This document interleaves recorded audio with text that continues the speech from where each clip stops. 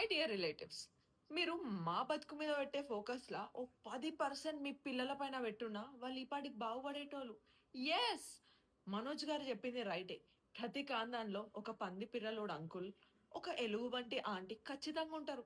వాళ్ళకి ఎంతసేపు మా లైఫ్‌ల మీదనే ఇంట్రెస్ట్ లెక్కుంటాయి.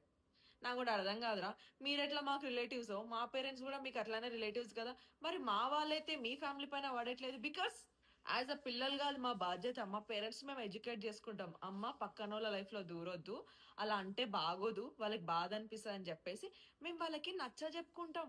ఈ పోరగాళ్ళు వాళ్ళ పేరెంట్స్‌కి ఎందుకు చెప్పరో నాకు అర్థం కాదు. అండ్ ఇంకొకటి, మేమేం జాబ్ జేత్తానం, మేమెప్పుడు పెళ్లి చేసుకున్నాం, మేమెప్పుడు పిల్లల్ని కంటాం, మాకెన్ని మార్కులొచ్చినాయి. ఫస్ట్ ఆఫ్ ఆల్ ఇంటికి పోయి మీ పిల్లలు ఏ పంది పిర్రలలో వేలు పెడుతున్నారో చెక్ చేసుకోండి. ఎందుకంత ఇంట్రెస్ట్ మీకు మా పైన? ఆఖరికి ఇంత హడావిడి చేసి మా పెళ్ళికొచ్చి మీరు చికెన్ ఉడకలే, మటన్ మెత్తగా లేదు. ఇవి మీరు చేసే కామెంట్లు. Get lost yeah! My dear